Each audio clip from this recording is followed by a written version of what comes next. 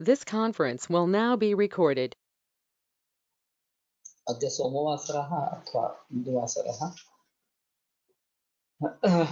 अश्विन कृष्ण द्वितीया दिनांक 2 नवंबर 2020 चरक चिकित्सा सरक सूत्र अध्याय 27 जलवर्ग शंखं चक्रं जलपान् दशदमृतघटं चारुदोर्भिश्चतुर्भिः सूक्ष्मस्वच्छातिरुद्यां शुकपरिविलसन् मौलिनं भोजनेत्रं कालाम्भोदोज्ज्वलाङ्गं कटितटविलसत् चारुपीताम्बराढ्यं वन्दे धन्वन्तरिं तं निखिलगदवनप्रौढदावाग्निलीलम् प्रौढदावाग्निलीलम् ब्रह्मणो हि समारब्धाम् आत्रेयाद्येषु पूजिताम् अस्मदाचार्यपर्यन्तां वन्दे गुरुपरम्पराम् आयुर्वेदरतं वन्दे माधवाख्यं महागुरुम् आयुर्वेदामृतं सर्वं शिष्येभ्यो यः प्रदत्तवान् द्रष्टा ज्ञानी दृष्टकर्मा कृतकर्मा तथैव च अध्यापकोऽभिषक्श्रेष्ठो महान् संशोधकस्तथा गुणैरेतैः समुदितैः यत्कार्यं प्रतनोति सः समृद्ध्यर्थं हि कार्यस्य वयं नु प्रयतामहे सरस्वत्यै नमो यस्याः प्रसादात् पुण्यकर्मभिः बुद्धिदर्पणसङ्क्रान्तं जगदध्यक्षमीक्षते आत्रेयं प्रथमं वन्दे आयुर्वेदजगद्गुरु आयुर्वेदामृतं सर्वं गृहीत्वा हि सुरेश्वरात् अग्निवेशादिकेभ्यो यत्परेक्षत्वं सप्तमः प्रथमं तन्त्रकर्तारम् अग्निवेशं नमाम्यहम्।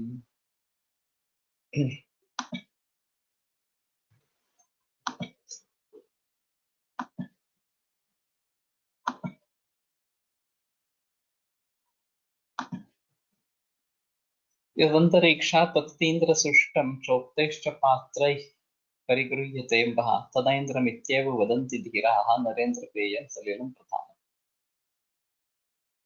तर्हि यद् अन्तरिक्षात् पतति इन्द्रसृष्टं यत् अन्तरिक्षात् पतति उक्तैश्च पात्रैः परिगृह्यते अम्बः यच्च यानि पात्राणि उक्तानि तेषु पात्रेषु परिगृहीतं यत् अम्बः जलः तदैन्द्रम् इत्येव वदन्ति धीराः तदपि ऐन्द्रमेव इति धीराः वदन्ति नरेन्द्रपेयं सलिलं प्रधानम्। तर्हि राजभिः अथवा राज्ञैः दृपतिभिः एतत् पेयम् इदं प्रधानं सलिलं तो जो अंतरिक्ष से नीचे आया हुआ है इस प्रकार का और जो पात्र बताए गए उनमें जिसका संचय किया गया है उसको ऐन्द्र जल ही कहते हैं और वो राजाओं के लिए प्रधान सलील इस प्रकार का है तो राजाओं को लिए सेवन करने के लिए सबसे अच्छा इस प्रकार का है। ईषत् कषाय मधुरम सुसूक्ष्मं विशदं लघु अरूक्षम अनभिष्यन्ति सर्वं पानीयम् उत्तमम्। तो सभी जो पानीय है सभी पानी है वो ईषत् कषाय मधुर सुसूक्ष्म विशद लघु अरूक्ष और अनभिष्यन्ति रूक्ष भी नहीं है और अभिष्यन्ति भी नहीं है इस प्रकार का पानीय जो है वो उत्तम पानीय इस प्रकार का बताया गया है। गुरुभिष्यन्ति पानीयं वार्षिकं मधुरं नवम तनुलघु अनुभष्यन्ति प्रायश्चरति वर्षति। सो वार्षिक जल वर्षा ऋतु में जो मिलने वाला जल है वो गुरु अभिष्यन्ति मधुर और नवीन इस प्रकार का है। तनुलघु अनुभष्यन्ति और शरद ऋतु में वही जल तनु लघु अनुभष्यन्ति प्राय शरदि वर्षति। इसमें प्रायः शब्द का प्रयोग है तो कभी कभी शरद ऋतु में होकर भी पानी गुरु हो सकता है ये एक ध्यान में रखने की चीज है। तत्त्वीय सुकुमारास्यु स्निग्ध भूमिष्ठ भोजनाः तेषां भोज्ये च भक्ष्ये च लेह्ये पेये च शस्यते। तो ये जो सुकुमार है स्निग्ध भूइष्ठ इस प्रकार के भोजन करने वाले स्नेह प्रधान भोजन करने वाले हैं तेषां भोज्ये भक्ष्ये लेह्ये पेये च शस्यते। उनके भोज्य भक्ष्य लेह्य पेय ये चार प्रकार के अन्न बताए गए हैं और वो चारों लेना वास्तव में थोड़ा जरूरी है तो इनमें ये पानी जो है ये प्रशस्त है। तो प्रायः इस शरद ऋतु में गिरने वाली जो बारिश है वो कलेक्ट करके रखेंगे और उसका पूरे बरस के लिए इस्तेमाल करेंगे तो ज्यादा बेहतर इस प्रकार का हो। हेमंत सलिलम स्निग्धम वृक्षम बलहितं गुरु। हेमंत ऋतु में जल स्निग्ध वृक्ष बलहित और गुरु बल के ये हित और गुरु इस प्रकार का होता है। किंचित ततो लघुतरम शिशिरे कपवात, और शिशिर में उससे भी लघु और कपवात को जीतने वाला इस प्रकार का पानी होता है। तो मालूम नहीं यहाँ भारत में हेमंत और शिशिर ऋतु में कहाँ पे नित्य रूप से वर्षा होती है। विदेशों में ये काफी प्रचलन है। कैलिफोर्निया में मैं जाता था, वहाँ वर्षा का मौसम जाड़े के मौसम में ही रहता था। ठंड के सीजन में ही दिसंबर जनवरी में हाँ बारिश होती थी। और इसलिए उनका वसंत सिर्फ वसंत नहीं रहता, वो शरद ऋतु के भी उसमें हाँ गुण या लक्षण मिलते थे। तो केवल कफ का प्रकोप नहीं, कफ के साथ पित्त का भी प्रकोप उसमें होता है। तो ये एक अहम चीज रहेगी कि पूरे विश्व भर में जो भी वातावरण है, पर्यावरण है, या जो भी काल के अनुसार ऋतु चक्र है, हाँ उनको ध्यान में रखते हुए पूरे विश्व भर में कब किस दोष का संचय, प्रकोप, प्रशम इस प्रकार का होता रहता है, इसका एक अध्ययन जरूरी है। और उसके आधार पर वहां का पंचकर्म का प्रचलन होना चाहिए। मेरे ख्याल में ये कार्य किसी ने किया नहीं है, लेकिन ये करना वैसे जरूरी है। और अगर हम आयुर्वेद को ग्लोबली देखना चाहते हैं तो ये चीज बहुत आवश्यक रहती है। मेरे ख्याल में अभी जो है वो स्वस्थ से स्वास्थ्य रक्षण, स्वस्थ व्यक्ति जो है उसके स्वास्थ्य का रक्षण करना, ये आयुर्वेद का अहम प्रयोजन है। और दूसरा है आतुरस्य व्याधि परिमोक्षण, ये जो रुग्ण है उसका रोग ठीक करना। तो पहला जो प्रयोजन है उसके लिए स्वस्थ वृत्त के ऊपर भर होना चाहिए, जोर होना चाहिए। और फिर उस हिसाब से दिनचर्या, ऋतुचर्या, इनके बारे में गहराई में जाकर सोचना पड़ेगा। और ये काफी दिक्कत वाला मामला हो सकता है, क्योंकि हर जगह की भौगोलिक भौगोलिक स्थिति बहुत भिन्न भिन्न है। टेम्परेचर वेरिएशन भी बहुत ज्यादा है। हाँ, हम कनाडा में जाएंगे तो -20 से -50-60 तक टेम्परेचर रहता है। तो और इन यूएई में जाएंगे तो गर्मी के मौसम में 50 या उसके ऊपर टेम्परेचर चला जाता है, ठंडी के मौसम में 0 या 2-3 तक आ जाता है, नीचे आ जाता है। तो ये इन सभी बातों को ध्यान में रखते हुए वहाँ का वहाँ की ऋतुचर्या किस प्रकार से होनी है, वहाँ के सीजन्स कैसे है, इनको देखना एक बहुत जरूरी इस प्रकार का हो जाएगा। तो अगर हम रियली ग्लोबली इसको देखना चाहते हैं, वैश्विक रूप में देखना चाहते हैं, तो उस प्रकार का अध्ययन होना जरूरी है। और अभी जो स्वस्थ वृत्त सिखाया जाता है वो एक औपचारिकता रह गई है। स्वस्थ वृत्त ये विषय प्रैक्टिकल है, वैसे आयुर्वेदिक प्रैक्टिकल है। और जब तक हम उसको भली भांति निभाएंगे नहीं, तब तक रोग आते रहेंगे, बढ़ते रहेंगे, एपिडेमिक्स भी आते रहेंगे वगैरह वगैरह इस प्रकार से। तो इसके लिए जरूरी है कि हम उसके ऊपर जिक्र करें। हाँ। कषाय मधुरम रुचिर विद्यात वासंतिकम जलम। वसंत ऋतु में गिरने वाला जल है कषाय मधुर रूप इस प्रकार का रहेगा। ग्रीष्मिकम तो अनभिष्यन्ति जलमित्येव निश्चय। और ग्रीष्मी का जो जल है ग्रीष्म ऋतु में होने वाला वो अनभिष्यन्ति ये निश्चय इस प्रकार का है। तो जल अभिसंध्य है, अनभिसंध्य है, गुरु है, लघु है, वगैरह वगैरह, इन बातों को ध्यान में रखते हुए कब उसका सेवन उचित है और कब नहीं है, ये समझ लेना बहुत जरूरी इस प्रकार का रहेगा। ऋतौ ऋतौ विहा तो यहाँ ख्याता सर्व एवांधसो गुणा।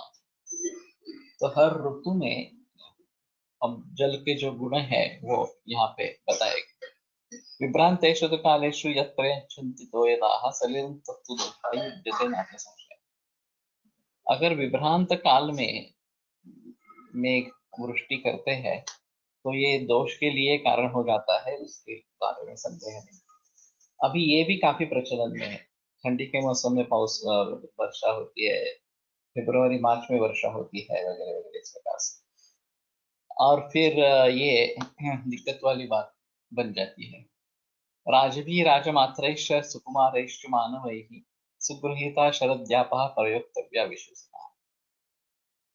तो राजा या राजा जैसे जो लोग हैं, श्रीमान लोग या उनके पास सत्ता है, इस प्रकार के लोग हैं, और सुकुमारैश्च मानव, और जो सुकुमार मानव इस प्रकार के हैं, वो शरद ऋतु में जल का ग्रहण करे और फिर उनका प्रयोग पूरे बरस के लिए करते रहे, ये सबसे बेहतर है। तो अगर हम इस प्रकार से ये कलेक्ट करने की कोशिश करते हैं जल, तो बेहतर ऑप्शन है कि शरद ऋतु में उसके बारे में जिक्र करें और फिर उसका प्रयोग पूरी बरस के लिए करते रहे।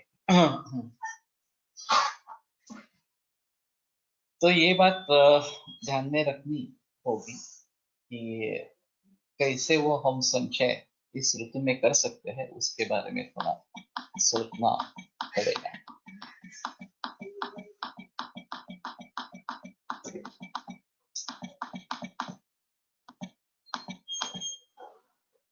नद्यः पाषाण विच्छिन्न विक्षुब्धा विक्षुब्धा विहतोदकाः हिमप्रभा पत्याः।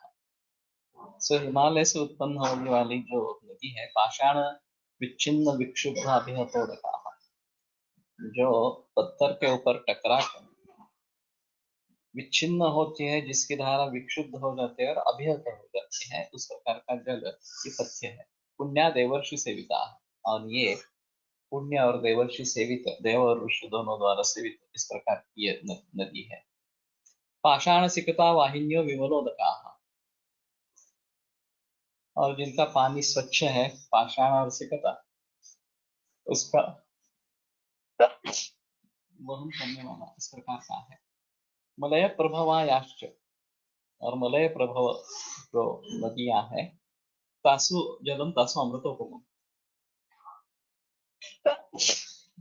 तो उनका जल वो अमृतोपम इस प्रकार का है, अमृत जैसा है। पश्चिमाभिमुखायाश्च पथ्यास्था निर्मलोदकाः, जो पश्चिमाभिमुख नदियां हैं, वेस्ट कोस्ट में होने वाली इस प्रकार की, पथ्याता निर्मलोदकाः, वो पथ्य इस प्रकार के हैं, निर्मलोदक है। प्रायो मृदुः गुर्व्यो याश्च पूर्व समुद्रकाः, और पूर्व समुद्र को जाकर मिलने वाली जो नदियां हैं, वो मृदु जल का वहन करने वाली और गुरु गुण वाली इस प्रकार की होती है। तो इसके जरिए ये एक बात स्पष्ट होती है कि इनको पूरे भारत देश का परिचय था, कहाँ पे क्या चल रहा है और किस प्रकार की नदियां हैं, इसके बारे में जानकारी थी उन लोगों में।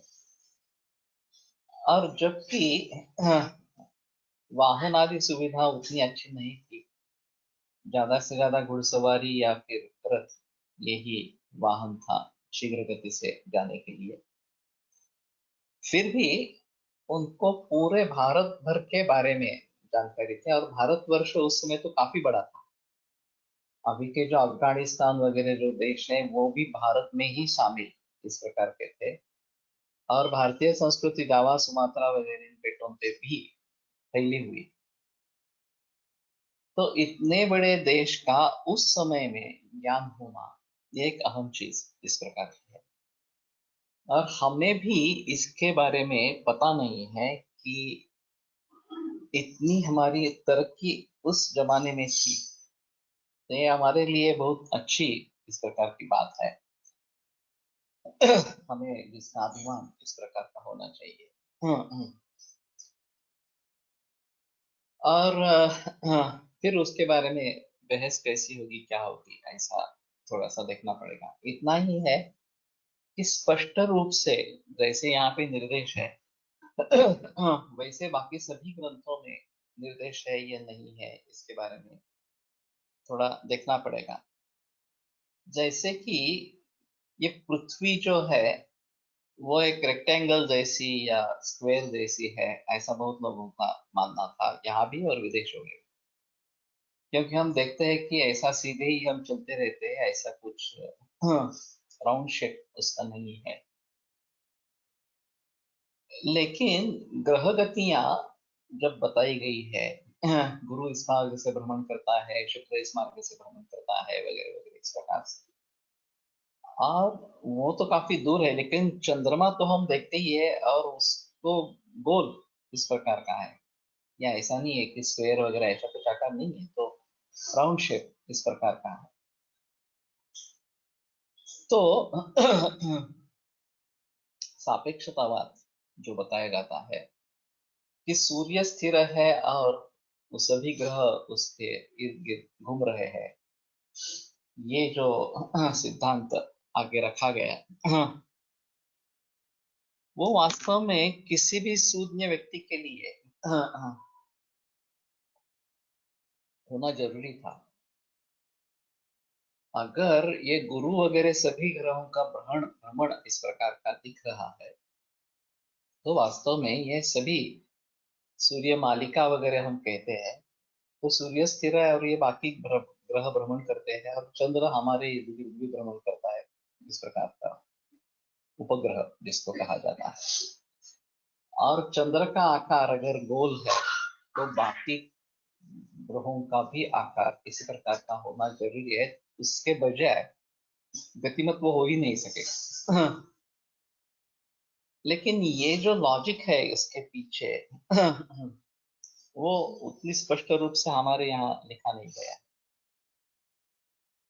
और ज्ञानेश्वरी में भी एक सूत्र आया है कि सूर्य का भ्रमण, वो भ्रमण न करते हुए भी उसको हम भ्रमण कहते हैं, इस प्रकार की पंक्ति है। तो जो ज्ञान इसमें है वो सर्वसामान्य लोगों तक कैसे पहुंचाए, ये एक अहम चीज इस प्रकार की रहेगी। तो पूर्व समुद्र में जाकर मिलने वाली नदियां या पश्चिम समुद्र में जाकर मिलने वाली नदियां, ये एक अहम इस प्रकार का सोर्स होगा। पारियात्र भवा याश्च विंध्य सव्य सव्य सव्य भवाश्रयाः शिरो रुद्रो कुष्ठानां ता हेतु श्लीपदस्य।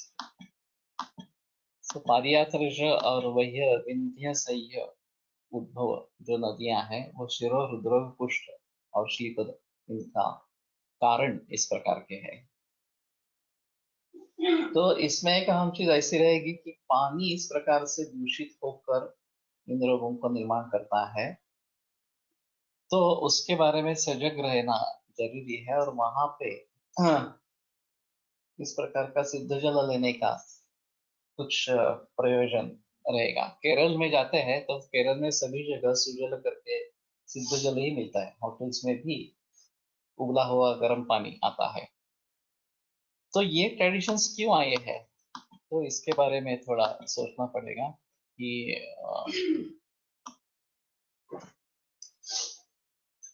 वहाँ के जल के गुणधर्मों को विपरीत करने के लिए ये जरूरी इस प्रकार का रहेगा। यत्तु पारियात्र भवानां शिरोरोगादि कर्तृत्वं तत्पारियात्र दरीभव नदी जलाभिप्रायेण सुष्यते तु पारियात्र तडाग भव नदी जलाभिप्रायेण उक्तं भवाः पथ्याः तदुक्तं विश्वं विश्वामित्रेण तडागजं दरीजं च तडागात् यत् सरिज्जलं बलारोग्यकरं तत् स्यात् दरीजं दोषलं मत। ये पारियात्र क्या है इसके बारे में कहाँ बताया नहीं गया है। और दरी जो ऐसा नीचे गिरने वाला इस प्रकार का जो जल है वो इस प्रकार का है, ऐसा कहना है।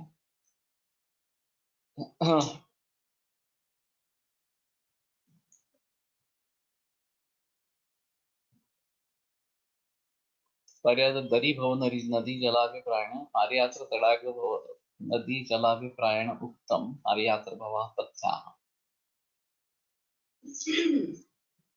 तो पारियात्र और तड़ाग भव जो नदी है उसके अभिप्राय से पथ्याः इस प्रकार। तड़ागजम दरीजंच तड़ागाद यत् जलम बलारोग्यकरम तत्स्यात् दरीयम दरीजम दोषलम मतम।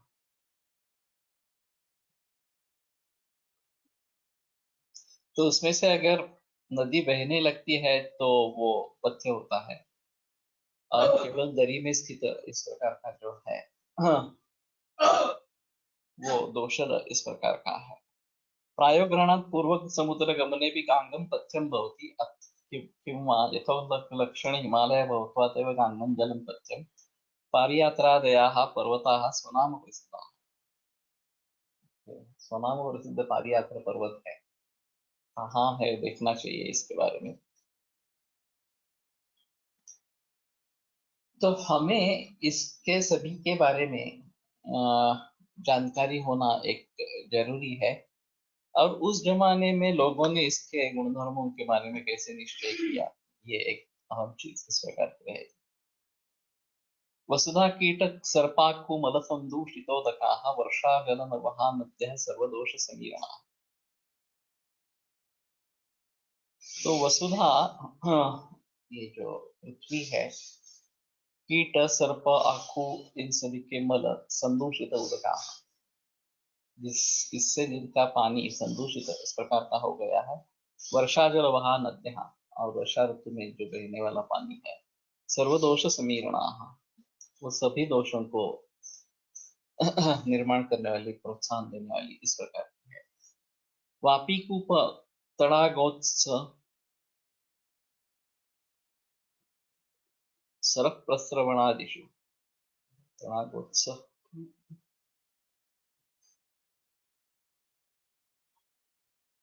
उत्ससर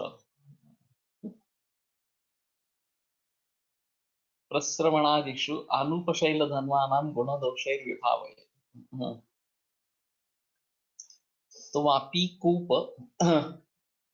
इसमें थोड़ा अंतर है। वापी वेल या विहिर इस प्रकार की कही जाती है, कूप जो है वो बहुत ही छोटा इस प्रकार का होता है, और केवल एक गगरी उसमें से निकाली जाए इतना ही लंबा चौड़ा होता है। तड़ाग, ये उत्सव क्या है?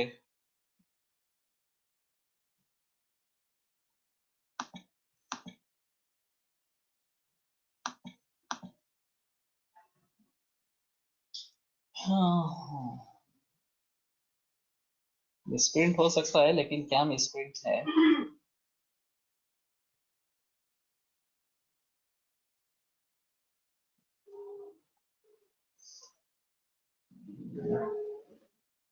नहीं बता सकते हैं। दूसरा कोई पार्ट है क्या, देखना चाहिए।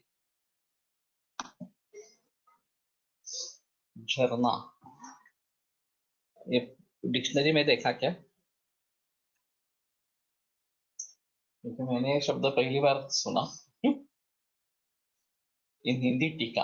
हाँ, ओके। सरहा, सरोवर, प्रस्रवणादिशु, और ये जो निर्जर वगैरह इस प्रकार के है। अनुपशैल धनवाना, उत्सर्जित होने वाला जल लोणार सरोवर जैसा।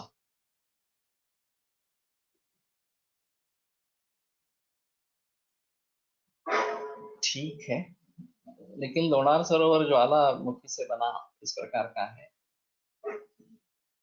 हाँ, अनुपशैल धनवाना, तो अनूप प्रदेश है, शैल शैल है या जंगल प्रदेश है, गुण दोष भी भाव है, उसके आधार पर उसके गुण और दोष उसकी संकल्पना की जानी चाहिए।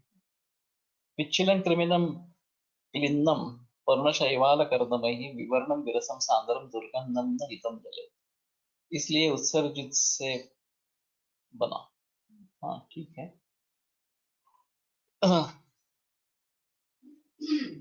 सो जो पिच्छिल है कृमि से युक्त है, क्लिन्न है, पिच्छिल और क्लिन्न दोनों बताए गए हैं।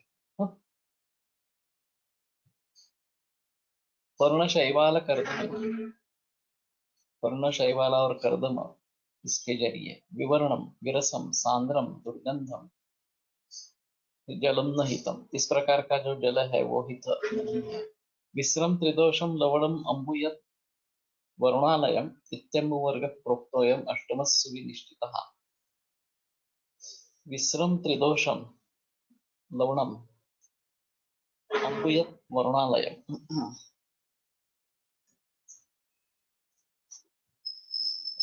वरुणालय वाप्यादया अनुपदेशे धन्वन् हिमालयाद पर्वतेषु च भवेयुः ततश्चानुपजना।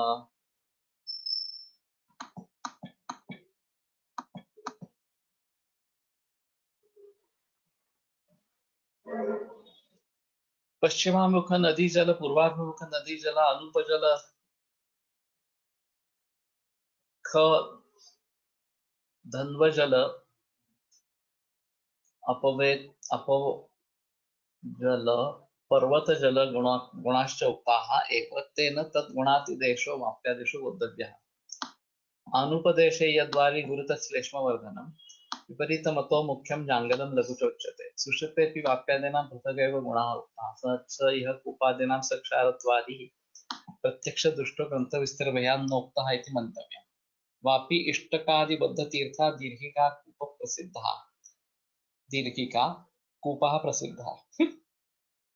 तटागा तटाभागो गतिर्यस्य स तडागः स पुनः उच्चदेशात् आगच्छत् जलबन्धनात् भवति।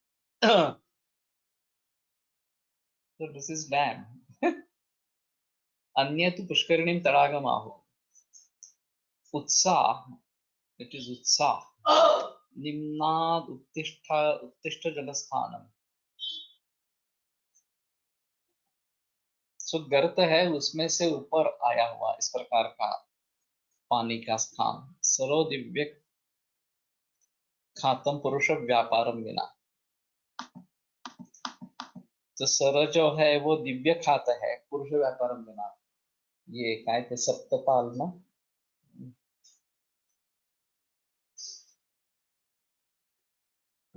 Famous destination. हाँ नैनीताल।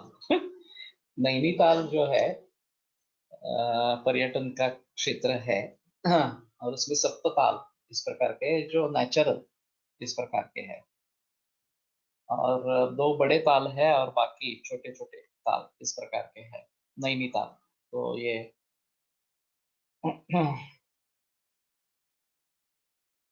यत् पुनः पंपादिः प्रस्रवणः निर्झरः, तत् पुनः पंपादि, पंपा सरोवर फेमस है। प्रस्रवणः निर्झरः, प्रस्रवण निर्झर है। अन्यतु रथधारा जलादिषु इति पठन्ति। तत्र रथः नदीस्थजलप्रदेशो गंभीरो जलाशयः। नदीस्थ जलप्रदेश, नदीस्थ अगर जलप्रदेश है और गंभीर जलाशय है। हरिद्वार और ऋषिकेश में काफी अंतर है। हरिद्वार में गंगा का प्रवाह इतना तेजी से बहता है कि वहां तैरना मुश्किल है, लेकिन वही गंगा जब ऋषिकेश में पहुंचती है तो जैसे हृदय जैसा है, विस्तीर्ण पात्र है और बिल्कुल शीत स्थिर जल इस प्रकार का है। तो वो उसको महारथ इस प्रकार से कह सकेंगे। धारा तो पर्वतादेव जलधारा रूपा पतंती, आदिग्रहणात् केदारचुंडादीनां ग्रहण, केदारचुंड वरुणालय समुद्र विश्रम आमगंती सुविनिश्चिता इति सर्वजल गुणकथना इति जलवर्गोष्टमः। तो वरुणालय जो है लवणम अम्बु यद वरुणालय, ये त्रिदोष कारक और लवण इस प्रकार का है। तो इसके बारे में कोई संदेह नहीं है कि समुद्र जल पेय नहीं है, और ये काफी आई शुडंट बी अलाइव में इसमें काफी इस प्रकार के प्रसंग है कि जिसमें समुद्र में कोई व्यक्ति खो गया है और फिर बिना पानी और बिना अन्न के उसका बचना मुश्किल इस प्रकार का हो जाता है। तो अभी डिसलाइनेशन प्रोसेस नई निकाली गई है और यूएई में इसका काफी प्रचलन है। उनके सभी राज्यों में ये समुद्र है और डिसलाइनेशन प्लांट्स बड़े बड़े लगे हुए हैं। तो ये निर्लवण करके पानी बगीचे में ऐसा इस्तेमाल करते हैं। दुबई के नजदीक मिरेकल गार्डन करके है, तो ये रियली मिरेकल इस प्रकार का ही है। इस प्रकार के डेजर्ट में इस प्रकार का गार्डन निर्माण करना ये सामान्य बात नहीं है।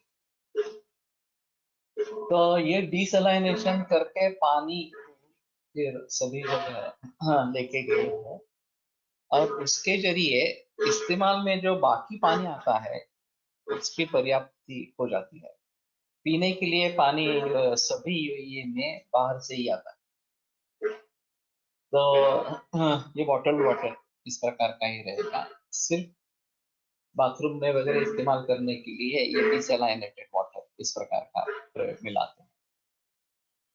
तो ये आधुनिकता है कि इस्तेमाल में लाने के लिए इस प्रकार का समुद्र का पानी लेकर हम कार्यभाग चला सकते हैं, ऐसा थोड़ा सा रहेगा।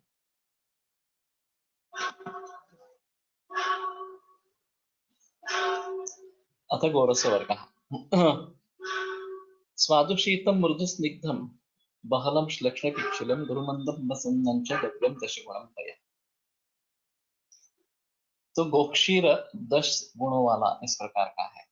यहाँ एक बात ध्यान में रखनी बहुत जरूरी है कि ये जो गोक्षीर कहते हैं तो वो देसी गाय का ही दूध है। जर्सी गाय का दूध का यहाँ कहीं भी संबंध नहीं।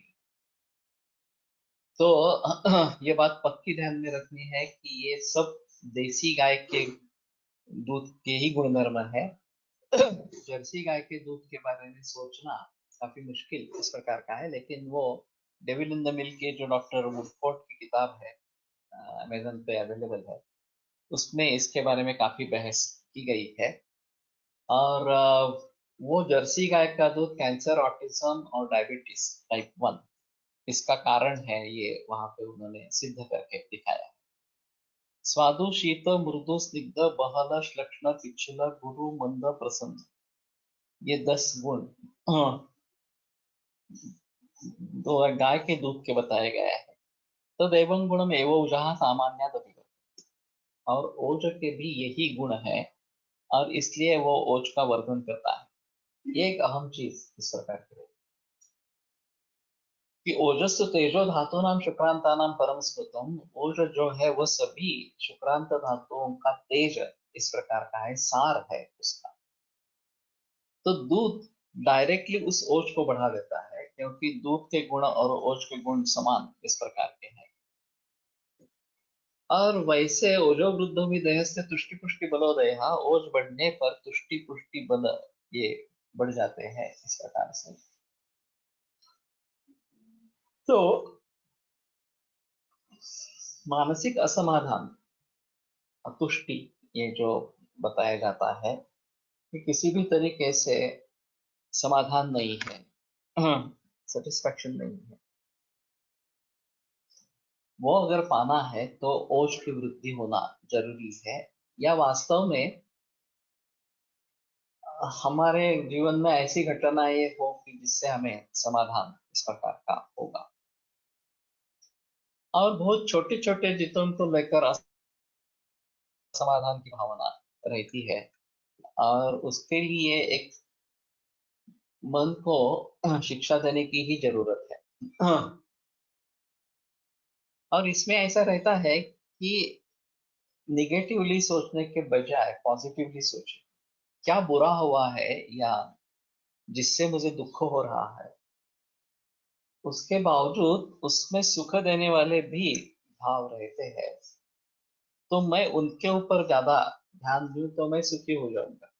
मैं केवल दुख देने वाले भावों को ही देखता रहूंगा तो मुझे दुख ही होगा। तो इसलिए ये एटीट्यूड इज एवरीथिंग देखने का जो तरीका है वो बदलना बहुत जरूरी इस प्रकार का है, और वो लोग नहीं कर पाते हैं। उसी चीज को बार बार देखते रहते हैं कि जिससे दुख होता है, और फिर कहते हैं कि मेरे जीवन में सिर्फ दुख ही दुख है, बाकी कुछ है ही नहीं इस प्रकार से। तो शायद ये भावना ओज बढ़ जाए तो बदल जाएगी, जो तुष्टि मानस की होगी ओज वृद्धि होने के बावजूद, होने के बाद, तो उससे ये सेटिस्फैक्शन की भावना बढ़ सकती है, देखने का तरीका बदल सकता है। तो इसलिए ये जरूरी है कि तदगुण गुणम एवं जहाँ सामान्य विवर्धयेत्। तो उसी प्रकार का गुण वाला ओज है वो सामान्य से उस वो वृद्धि करता है, और ओज की वृद्धि करता है। प्रवरम जीवनीय आना, और जीवनीय भावों में ये प्रवर श्रेष्ठ इस प्रकार का है। और जीवन ये रक्त का धर्म है, रक्त का कार्य है। तो वैसे दो अहम चीजें हैं, एक रक्त और एक वात। हाँ, वात दोषों का नेता है और उसके अधीन कफ और पित्त है। और रक्त एक ऐसा दोष्य है जिसको वात जितना महत्व है। तथा न जागंतु विकारकारी रक्तौषधत्वेन सेवागति, वो आदि चिकित्सा या पूर्ण चिकित्सा रक्त मोक्षण जो है वो बताई गई है। तो उस बात को ध्यान में रखते हुए ये जीवनीय में प्रवर इस प्रकार का है, और इसलिए दूध का एक अहम महत्व कैंसर जैसे रोगों में है कि एक तो ये लिक्विड होने के कारण हम उसकी क्वांटिटी निर्धारित कर सकते हैं, कितना दूध गया क्या है इस प्रकार से। पचन होने में थोड़ा सुलभ है घना आहार के हिसाब से। ओजोवर्धक है, जीवनीय इस प्रकार का है, और डिप्रेस स्टेट ऑफ माइंड ये जो रहती है उसके हिसाब से खिलाफ काम करने वाला इस प्रकार का है। और रसायन है, प्रशस्त धातु निर्माण करने वाला इस प्रकार का है। तो धातु भी प्रशस्त निर्माण होंगे, उसके जरिए निर्माण होने वाला ओज भी प्रशस्त अच्छा इस प्रकार का निर्माण होगा, और सीधा ओज को भी निर्माण करेगा। दूध धातुओं से परिणत होते जाते, परिणमन करते करते ओज तक पहुंच जाएगा, ये एक चीज है, और सीधा ओज तक पहुंच जाएगा ये भी एक चीज है, क्योंकि दूध के गुण और ओजस के गुण समान इस प्रकार के हैं। और इसीलिए हम कैंसर के मरीज को केवल दूध पे रखते हैं, उसमें काफी अन्य भी कारण है। दूध उत्तम शुक्रवर्धक भी है, जैसा ओजोवर्धक भी है वैसा शुक्रवर्धक भी है, वृक्ष है इस प्रकार से। तो ऊर्जा देने वाला, स्वस्थ से ऊर्जस करें तो तदृश्यम तद रसायनम, तो ये ऊर्जा देने वाला इस प्रकार का है। और इसोफेजियल कैंसर जैसे ऑब्स्ट्रक्शंस वाले रोगों में भी दूध जा सकता है, बाकी घना आहार नहीं जा सकता इस प्रकार से। और हमारा अनुभव रहा है कि अगर 1.5-2 लीटर तक दूध आदमी ले लेता है तो वो निश्चित रूप से बच जाता है। उतना दूध पचाने की क्षमता हो तो डिसीज कितना भी एडवांस हो, मृत्यु नहीं होती, रुग्ण बच जाता है और काफी देर तक जी लेता है इस प्रकार से। तो एक क्षीरमुक्तम रसायनम, ये रसायन इस प्रकार का बताया गया है। महिषीणां गुरुतरम गव्यात् शीततरम पया, भैंस का जो दूध है वो ज्यादा गुरु है और शीत भी है ज्यादा, शीततरम पया स्नेहात् स्नेहान्यूनम अनिद्राय हितमग्ने हितमत्यग्नेय च तत्।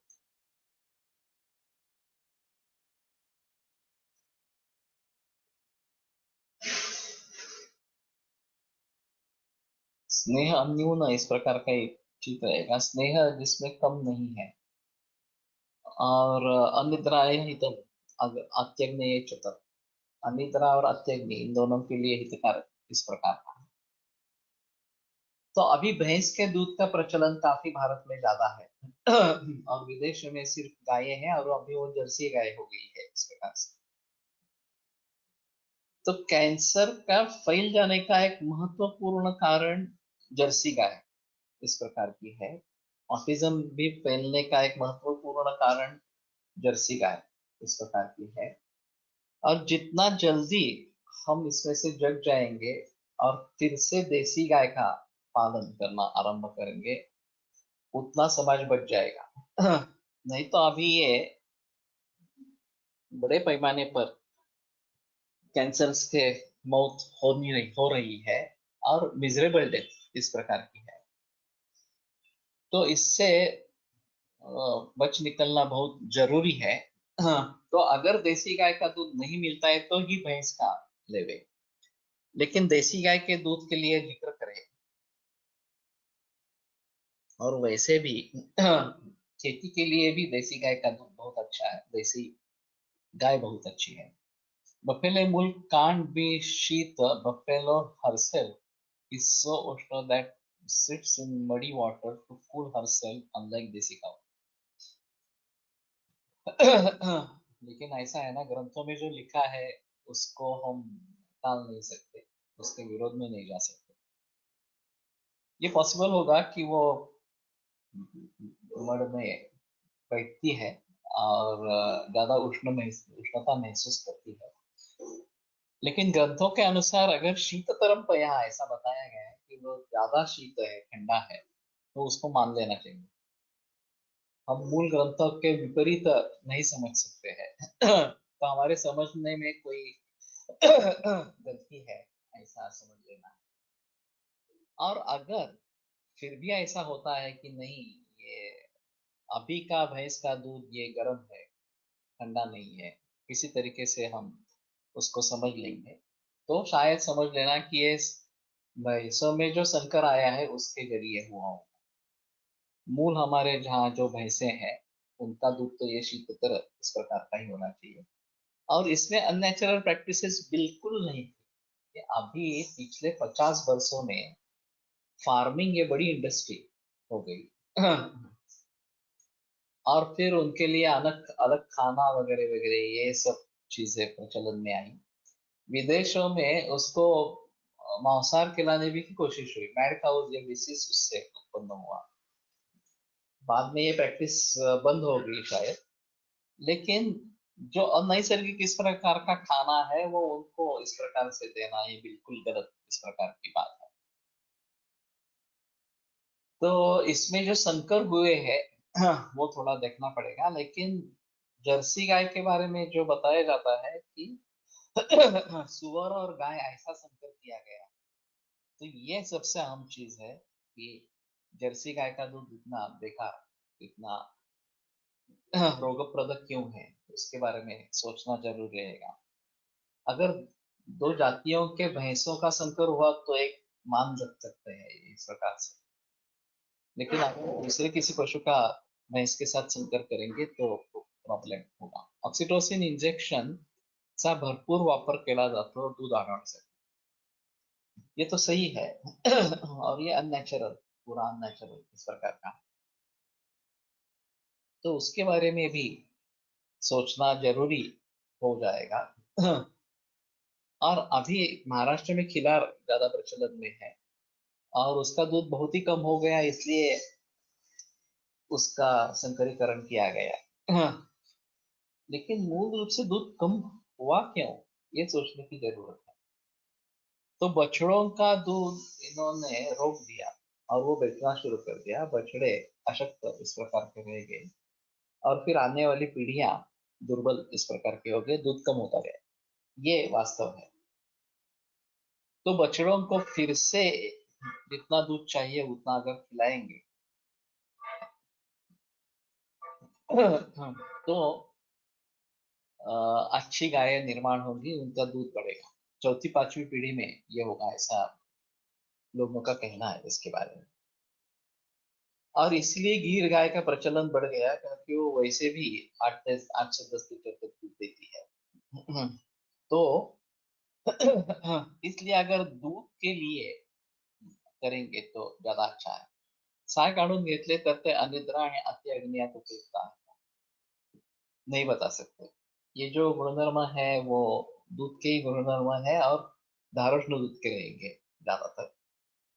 एक बार वो ठंडा हो जाए तो हमें गर्म करके ही लेना है, ऐसा है। और ये थोड़ा सा निस्नेह या कम स्नेह वाला हो जाएगा तो अति अनिद्रा और अति अग्नि इसमें उपयुक्त ज्यादा नहीं रहेगा।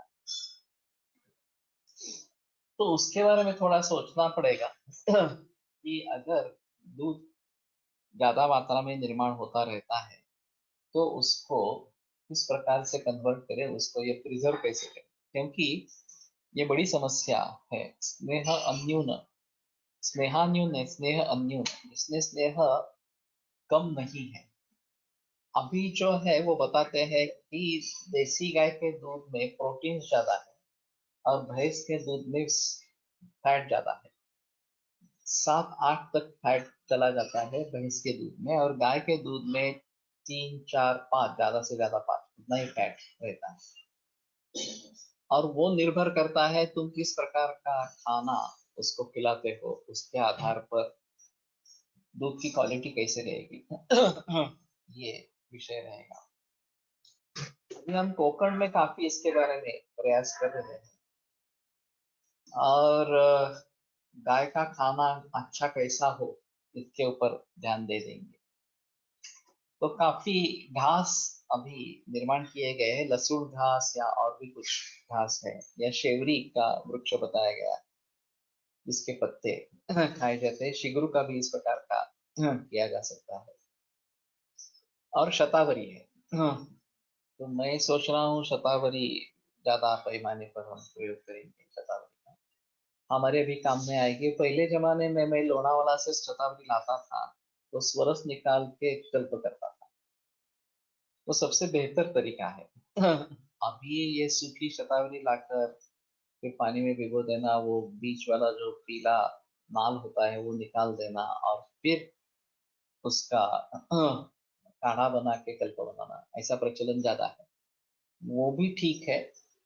कंपनियों में जो करते हैं वो पाउडर और शर्करा ऐसा ही करते हैं, कल्प करते हैं, वो क्वाथ नहीं करते इस प्रकार से। तो ये सभी बातें ध्यान में रखनी पड़ेगी कि किस प्रकार से हम करेंगे। और मेरा ख्याल है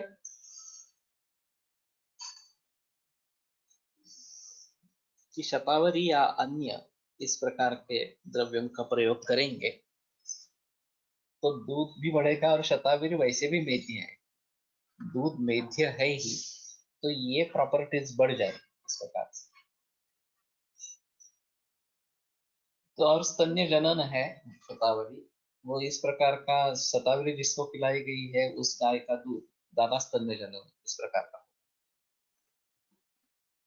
तो संस्कार किस प्रकार से हुए हैं, खान पान किस प्रकार का है, उसके आधार पर कैसे गुणधर्म होंगे ये निश्चित करना बहुत जरूरी इस प्रकार का है।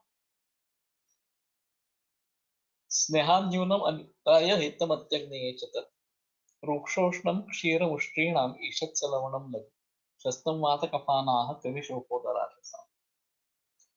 उष्ट्री क्षीर जो है रूक्ष उष्ण ईषत सलवण लघु इस प्रकार का, ये यूएई में मिलता है। उष्ट्री क्षीर जो है कैमल मिल्क हमें लेने की आदत नहीं है, इसलिए हमें वो अच्छा नहीं लगता इस प्रकार का।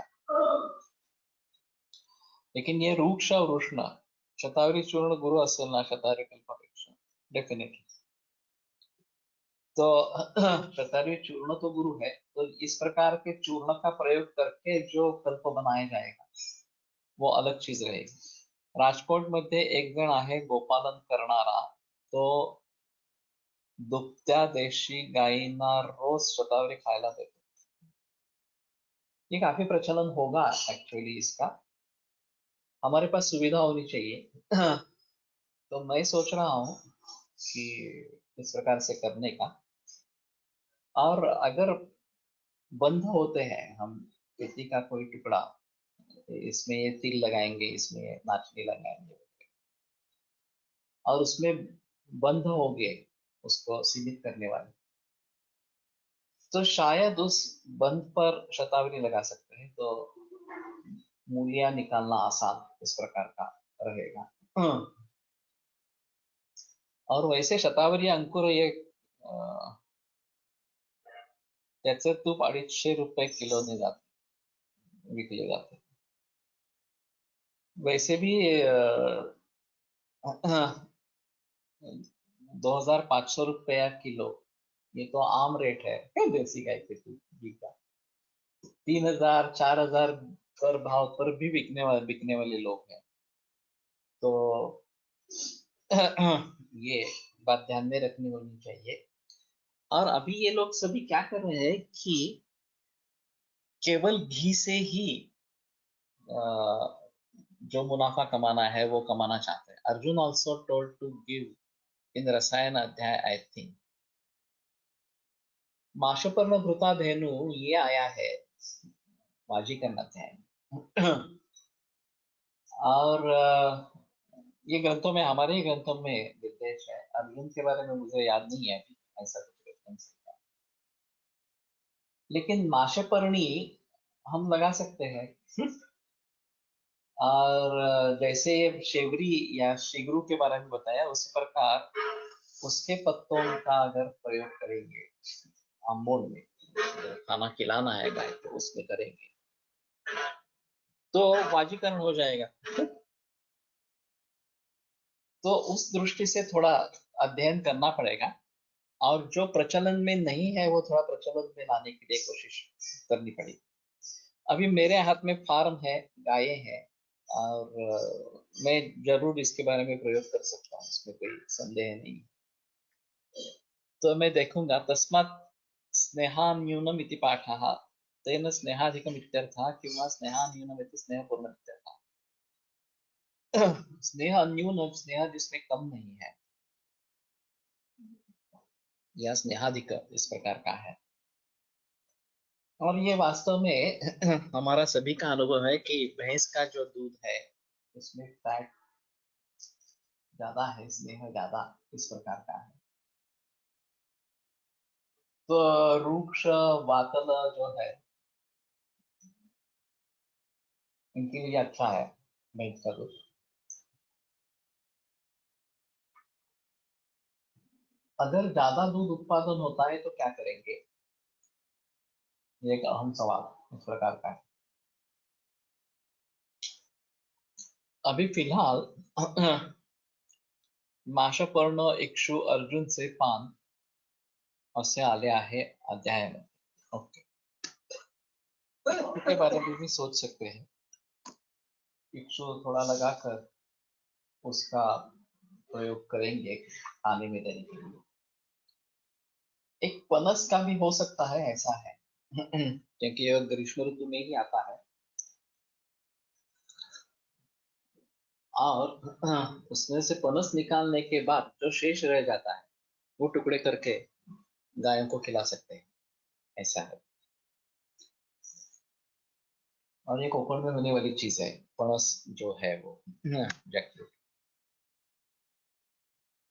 Arjun is Sandhan, so we can use milk for fracture patients। Arjun वाला दूध मिलना मालूम नहीं अभी कोई कर रहा है क्या इस प्रकार का। वैसे संधान वाली बहुत सारी चीजें है। हाँ, और उन सभी के बारे में थोड़ा सोच सकते हैं। तो जिस प्रकार के संस्कार हम करेंगे वो ज्यादा, इक्ष्वादाम अर्जुनादाम व सांदक क्षीरांच धारिये। ओके, सो इक्ष्वा खाने वाले अर्जुन खाने वाली इस प्रकार। अभी जो पेंट दी जाती है गाय को, उसमें सरकी या कॉटन बीज के द्वारा बनाई गई पेंट ज्यादा प्रचलन में है, और वो नहीं देनी है। क्योंकि अभी बीटी कॉटन है जो जेनेटिकली मॉडिफाइड है और उसका असर क्या होगा इसके बारे में किसी को पता नहीं। तो मैंने ये तो टाला है कि ये नहीं देना है, तो उसके बदले में क्या देना है इसके बारे में थोड़ा सोचना पड़ेगा। आटा मिक्स करके एक आता है जिसमें हाँ द्विदल धान्य होते हैं, वो अभी मिले नहीं। और दूसरा मूंगफली की पेंड आती है, वो सबसे महंगी है।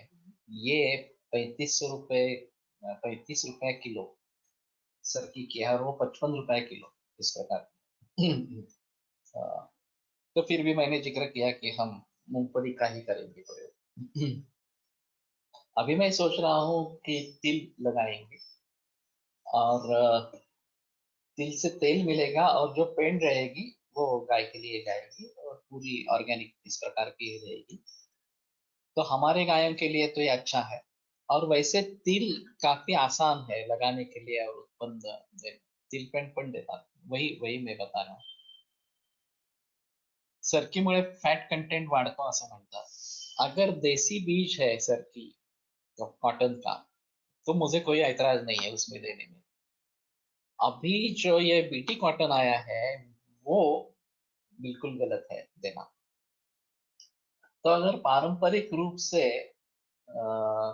कॉटन का उत्पादन लिया जाता है तो वो बेहतर चॉइस इस प्रकार का है, उसमें कोई संदेह नहीं रहेगा। नहीं तो तिल या मूंगफली इस प्रकार की कोशिश करेंगे। शायद अभी तो पता नहीं है, जवस और बाकी जो है उमा आपसी, इसके बारे में भी उसकी भी पेंट निकलती होगी, या करड़ई कुसुम्ब जो है उसकी भी निकलती होगी। तो हमारे हिसाब में ज्यादा अच्छा नहीं है, लेकिन उसके परिणाम थोड़े देखने चाहिए। तो ये जो सब स्निग्ध पदार्थ है, तो इससे स्नेह बढ़ेगा। हम स्नेह निकाल के देते हैं फिर भी उसमें थोड़ा स्नेह रह जाता है, तो ये स्नेह बढ़ाने के लिए अच्छा है। और प्रोटीन्स को अगर बढ़ाना है, आधुनिक दृष्टि से देखना है, तो थोड़ा सोचना पड़ेगा कि उसमें और क्या दे सकते हैं, लेकिन जो भी देना है वो नैसर्गिक ही खाद देना है। तो मैं थोड़ा माशोपर्ण के बारे में थोड़ा सोचूंगा। और वैसे माशोपर्णी से ही माश मिलते हैं या माश अलग है, ये थोड़ा देखना पड़ेगा। शायद मुझे लगता है कि माशोपर्णी ही माश देने वाली इस प्रकार की है। वेगळी आहे का? रानमुग आणि रानोडी, ते रानोडीत आहेत, हा माशोपर्णी जो है वो। और मुदगज जो भी है वो रानमुग इस प्रकार के भी विदर्भात व्यवस्थित देतात। तो थोड़ा देखना पड़ेगा। हाँ, अगर हम ये लगा के उसमें जो बीज निकलते हैं उसको काट के, हाँ, और गायों को खाना दे सकते हैं, ये भी एक पॉसिबल इस प्रकार का है। अभी जो तृण निर्माण होता रहता है बहुत बड़ी मात्रा में, उसको काट के ये पेड़ों को दे देंगे और ऊपर से जीवामृत डालेंगे, तो उसका अच्छा खाद बन जाता है। तो ये अभी हमने शुरू किया है कि जीवामृत से इस प्रकार की खेती करना आरंभ कर दिया। ठीक है, यहीं पे रुकते हैं और कल फिर आगे बढ़ाएंगे। आयुर्वेद प्रकांडो निगदित इह हि शल्यतंत्र प्रधानः शिष्येभ्यः शाश्वतोऽयं निखिलजनकृपा व्याप्तचित्तेन येन आयुर्वेदस्य वाञ्छन् पुनरपि भुवने तां च सुष्ठु प्रतिष्ठां श्रेष्ठं धन्वन्तरिं तं प्रणमति च सदा वैद्यवर्गो हि नूनम् वैद्यवर्गो हि नूनम्। माशुपर्णीचा हिरवा चारा देतात, ये पॉसिबल है। तो वही मैं सोच रहा हूँ कि इस प्रकार से अगर करेंगे तो नेचुरली दूध कैसे बढ़ेगा और अच्छा गुण वाला होगा, कैसे होगा ये थोड़ा सा देखना पड़ेगा। माशुपर्णी म्हणजे सालवण होय, माशुपर्ण म्हणजे माशाचं पाला असावा। सालवण मुझे नहीं लगता है, एक बार जो द्रव्य गुण वाले हैं वो बताए। शालिपर्णी सालवण है। शालिपर्णी सालवण और स्थिरा कहता है पर्णि पर्णिद्वय then मुद्गपर्णी and माशापर्णी, that is पर्णिद्वय, that is not माशापर्णी और माशापर्णी। शेवरी के बारे में कुछ पता है क्या किसको?